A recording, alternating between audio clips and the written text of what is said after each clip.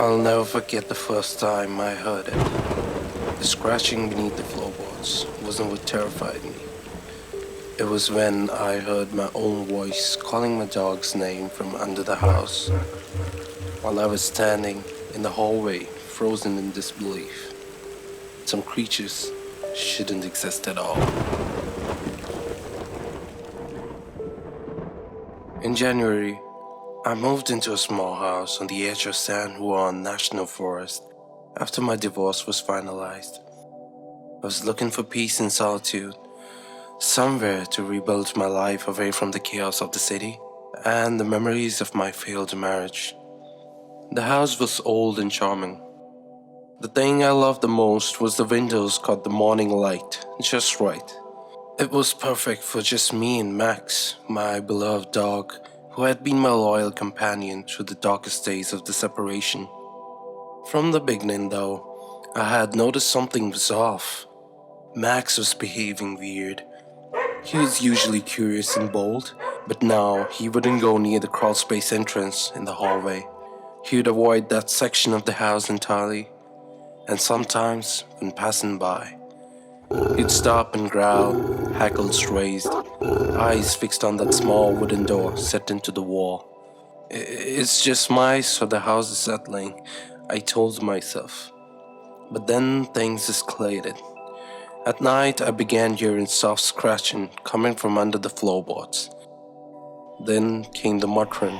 A low voice seemed oddly like mine, but it was distorted, sort of. Max, come here. I heard it while I was going to bed. When I looked into the hallway mirror, I saw Max standing frozen at the end of the corridor, staring at the crawlspace entrance, a continuous growl rumbling from deep within his chest. The voice repeated again. Max, come here. Max, come here. The voice sounded deep and distorted, as if something was struggling to form words with unfamiliar vocal cords. It sounded like hearing yourself on a recorder played at half speed. I couldn't sleep that night. The next morning, with daylight streaming through the windows, I worked up the courage to investigate.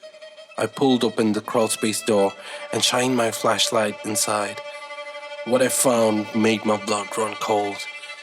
There were scratch marks on the wooden beams, deep gorges into the wood, too substantial to be from a raccoon or even a bobcat. But that wasn't the worst part of it. Further in, arranged in a perfect spiral on the dirt floor, were dozens of animal bones, and in the center, a tattered scrap of what looked like human clothing. My hands trembling, I immediately called the local animal control officer. James was a burly guy, in his 50s, who had seen everything in his 30 years of patrolling these mountains. Or so I thought.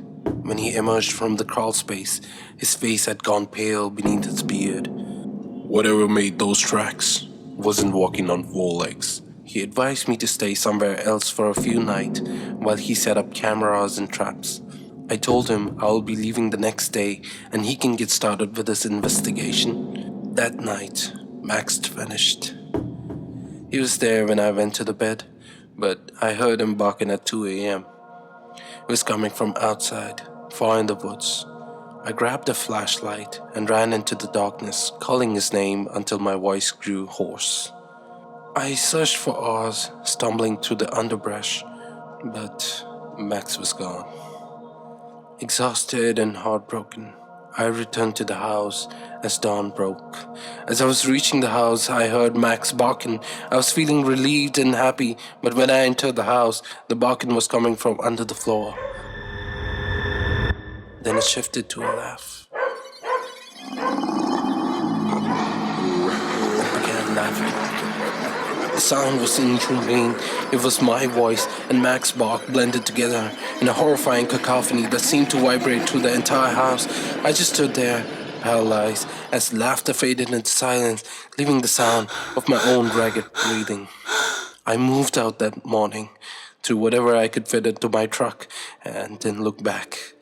I never returned for the rest of my things, never filed a police report about Max, never told anyone what I had heard. 3 months later, I saw a news report. A young couple had bought the house. They'd gone missing within a week of moving in. Their families reported they had stopped answering calls, and when police investigated, they found the house empty, except for the crawl space door, which stood wide open. Sometimes I wake up, hearing that voice, my voice, calling in the darkness, and I wonder if I really escaped it all, or if something has followed me out of that house, something that waits beneath whatever floor I walk on, learning my sounds, my patterns, my voice. Because the last thing I heard as I drove away that morning was a whisper from the backseat of my truck. You left the door open. If you have enjoyed the video, please like and subscribe for more stories. Until next time.